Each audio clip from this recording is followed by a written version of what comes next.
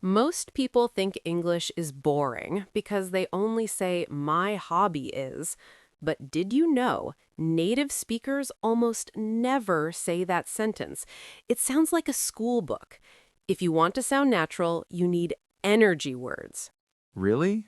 I say my hobby is every time. No wonder people look at me like I'm reading a dictionary.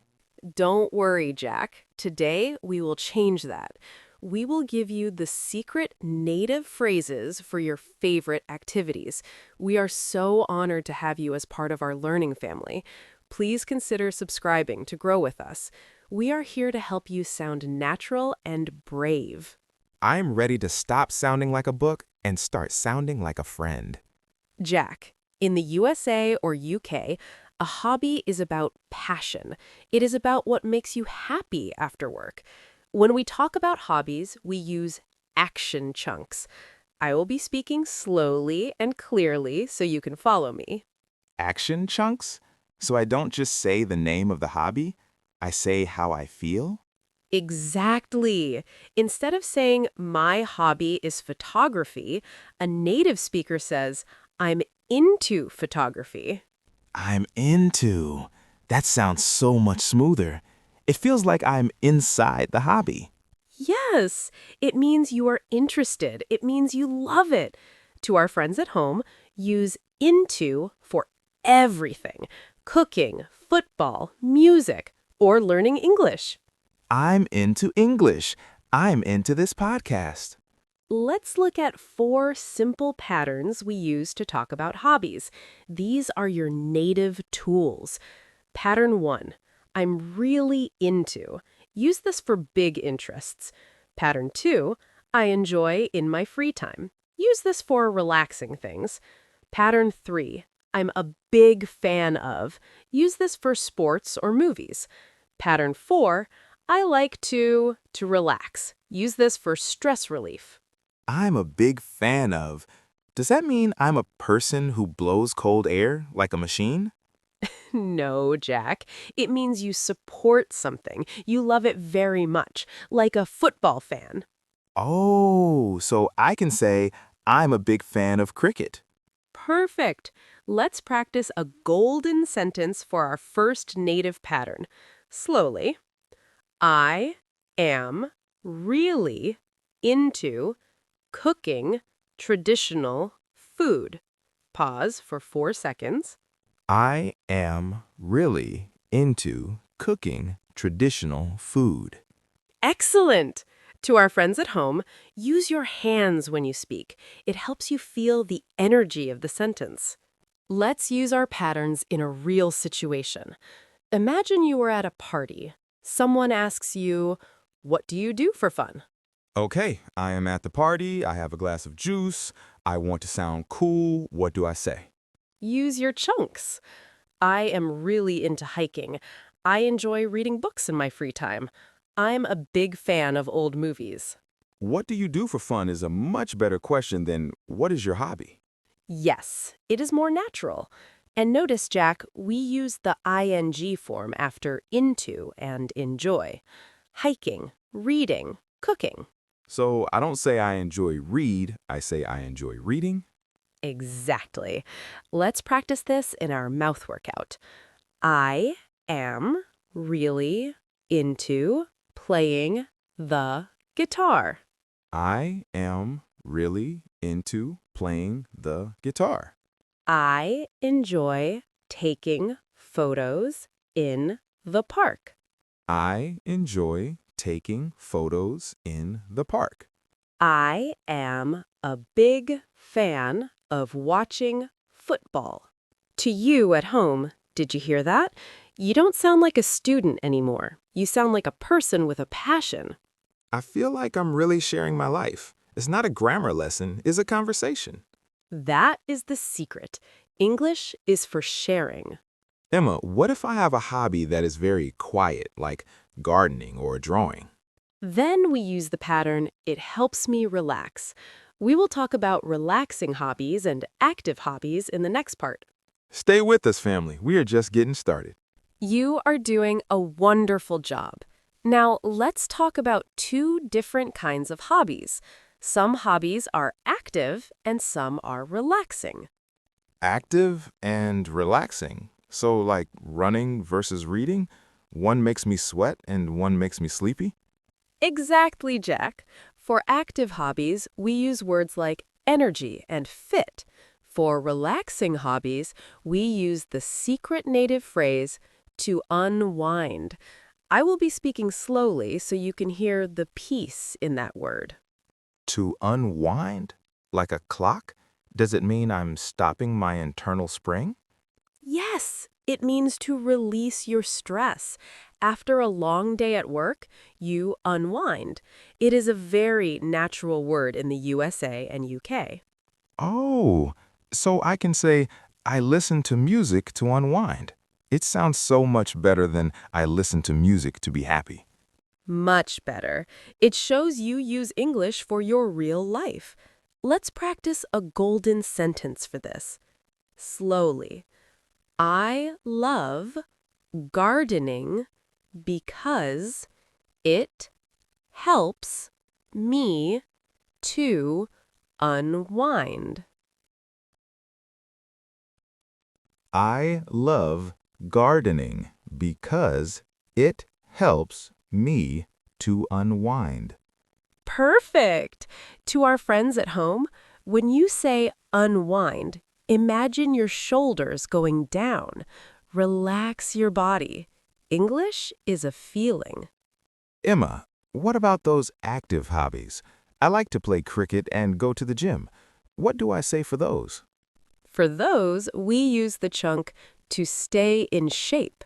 It means you want your body to be healthy and strong. To stay in shape. I like that. It sounds professional.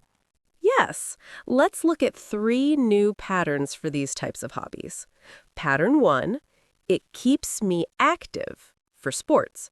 Pattern 2, it is a great way to stay in shape for exercise. Pattern 3, it helps me clear my head for mental health. Clear my head. Does it mean my brain is empty? No, Jack.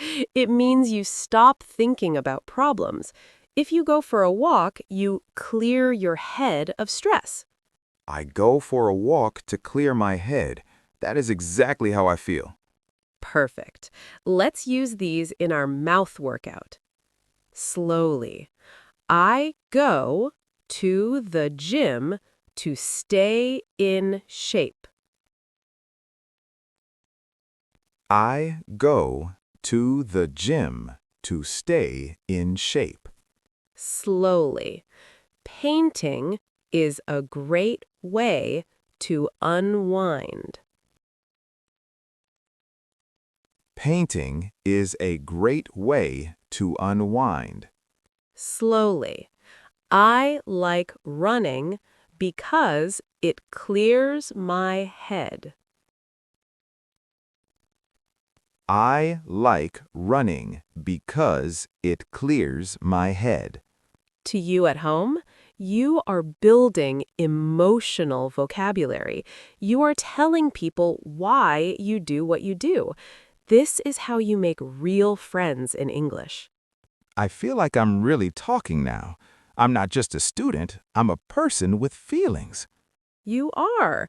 And remember, it is okay to be slow. Native speakers love it when you are clear. Emma, what if my hobby is new? What if I just started it? Then we use the phrase, I recently took up. We'll talk about starting hobbies and old hobbies in the next part. Don't go away, learning family. We're becoming native speakers together. You are doing a beautiful job staying with us. Now, let's talk about a very special native phrase. When you start a new hobby, we say, to take up. To take up? Like picking up a book from the floor? Does it mean I'm lifting my hobby, Emma? Not exactly, Jack.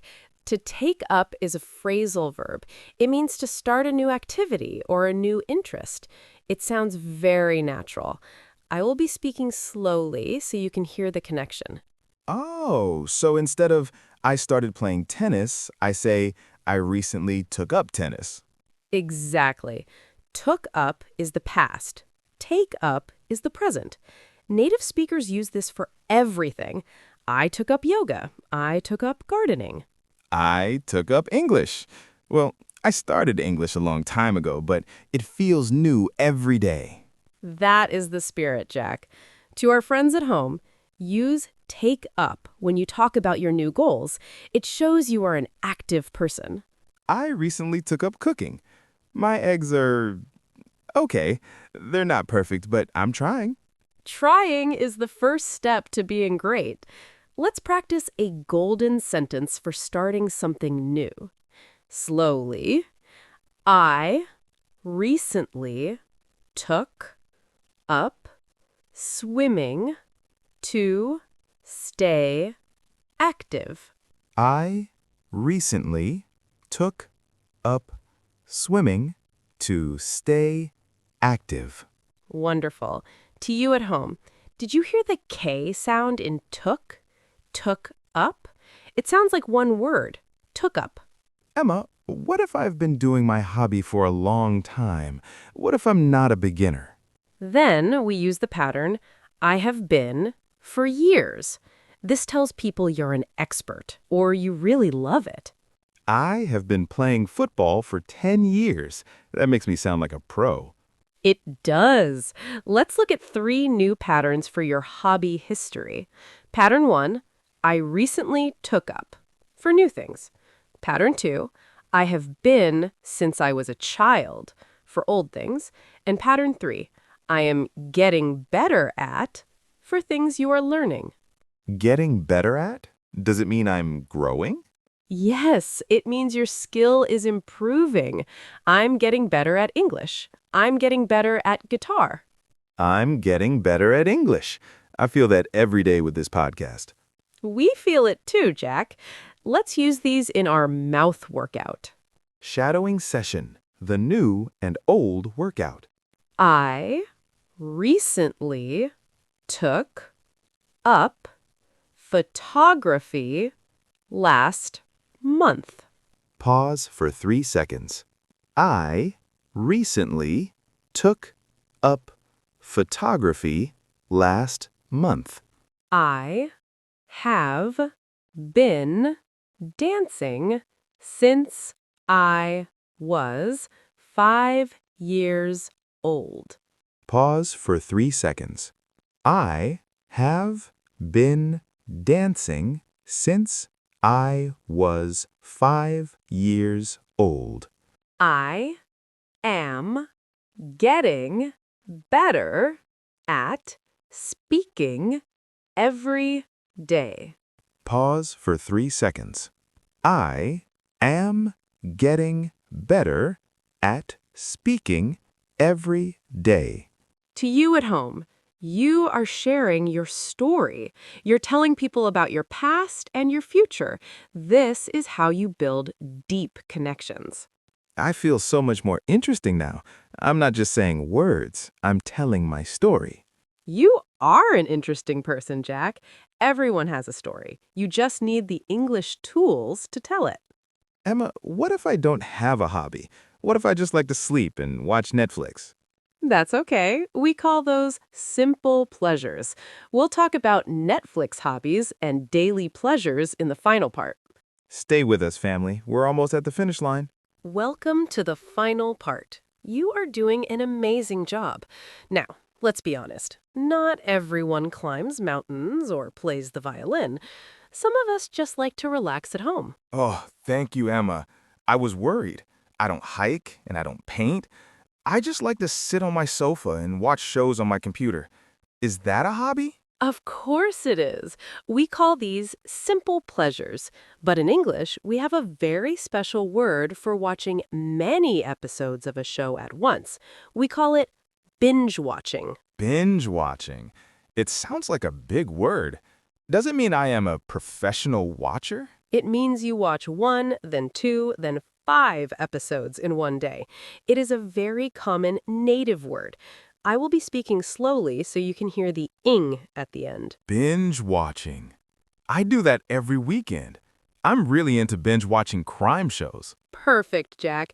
To our friends at home, do not feel shy about your hobbies. If you like to cook, or sleep, or play games, say it with pride. I am a big fan of binge-watching comedy shows to unwind. That is a perfect sentence. Let's practice a golden sentence for your simple pleasures.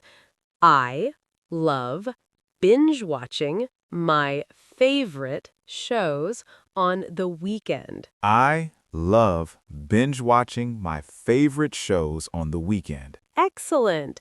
To you at home, did you hear the V in favorite? Make it soft. Favorite. Thought, Emma, what if my hobby is just spending time with family? That is my favorite thing to do. That is a beautiful hobby. We use the pattern quality time. It means the time is important and special. I enjoy spending quality time with my kids. That feels very warm. It is. Let's look at 3 final patterns for home hobbies. Pattern 1.